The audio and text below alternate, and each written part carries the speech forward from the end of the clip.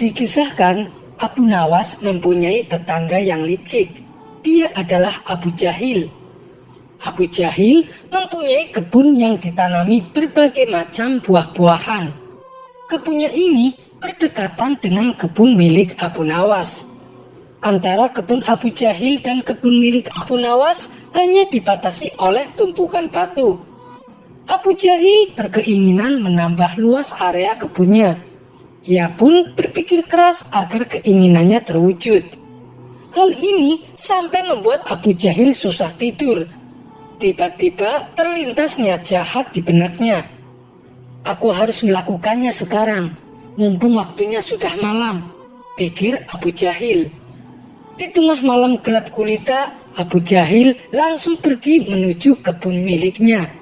Dia mencari pembatas tumpukan batu yang menjadi pemisah antara kebunnya dan kebun milik Abu Nawas.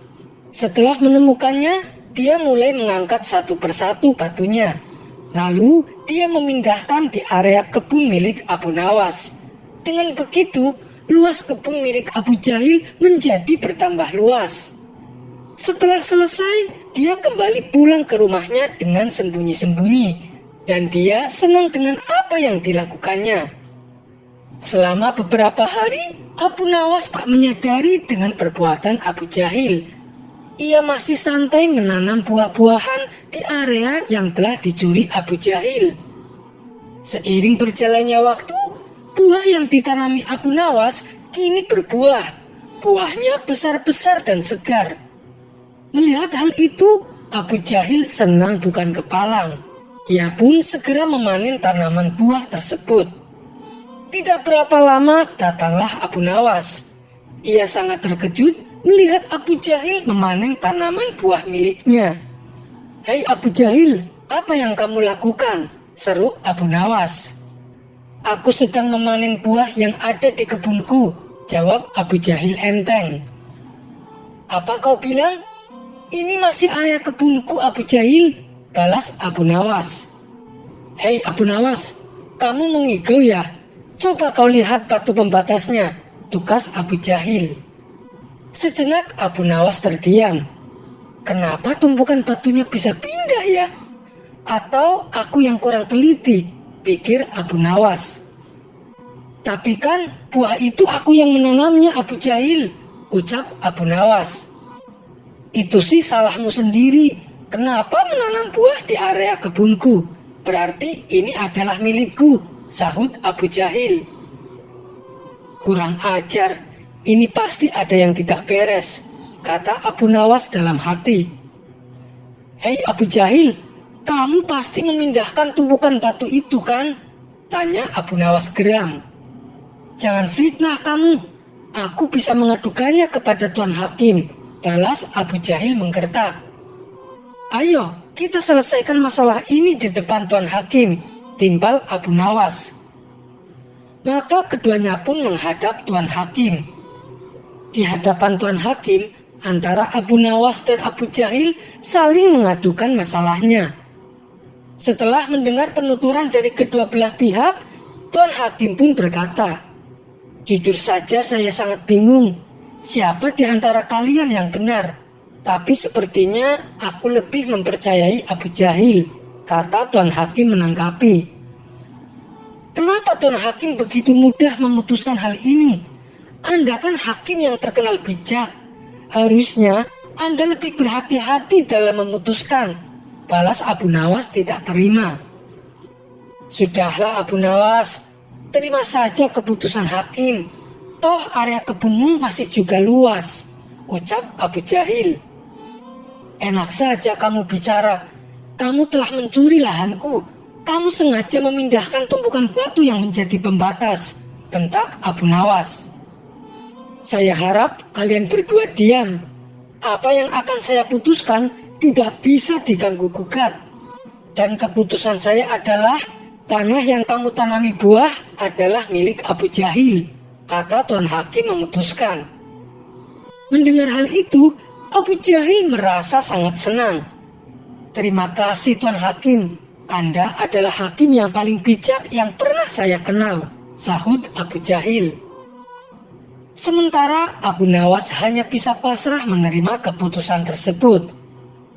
Asik, sekarang aku punya kebun lebih luas dari Abu Nawas, batin Abu Jahil kegirangan.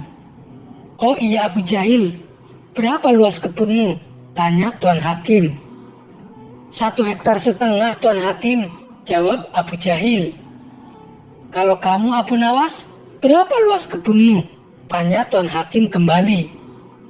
Sebenarnya luas kebun saya 1,5 hektar, tapi karena setengahnya dicuri sama Abu Jahil, luasnya jadi tinggal 1 hektar, jawab Abu Nawas. Kalian tahu tidak kenapa saya tanya luas kebun kalian? Karena kemarin saya dapat surat langsung dari Baginda Raja. Beliau memerintahkan kepada saya, barang siapa mempunyai kebun yang luasnya lebih dari 1 hektar, maka akan disita negara beserta isi-isinya. Dan bagi siapa saja yang menentang peraturan ini akan dihukum mati.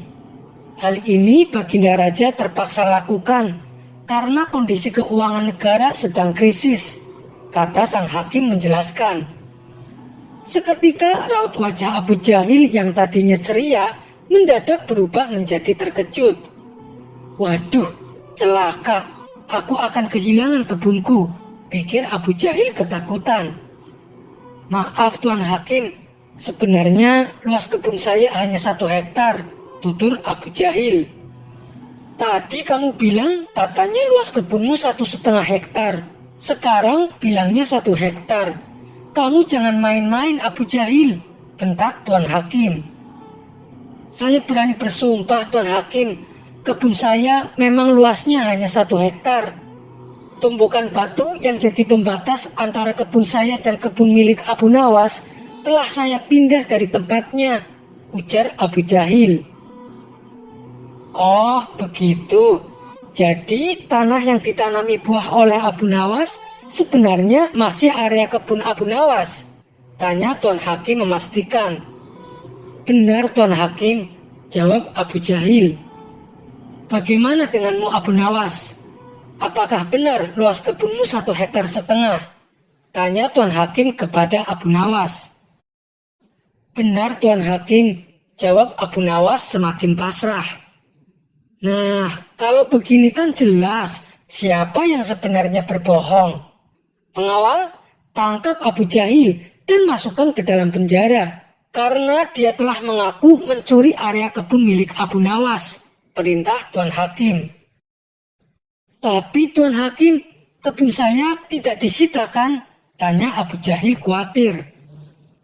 Tidak ada yang namanya penyitaan. Itu hanya trik saya saja, supaya saya bisa menyelesaikan perkara kalian berdua dengan adil, balas Tuan Hakim. Mendengar hal itu, Abu Jahil langsung terkulai lemas. Sementara Abu Nawas tersenyum bahagia karena ia bisa mendapat kembali luas kebunnya. Anda memang cerdik Tuan Hakim, puji Abu Nawas. Sampai di sini dulu perjumpaan kita. Semoga Anda terhibur. Wassalamualaikum warahmatullahi wabarakatuh.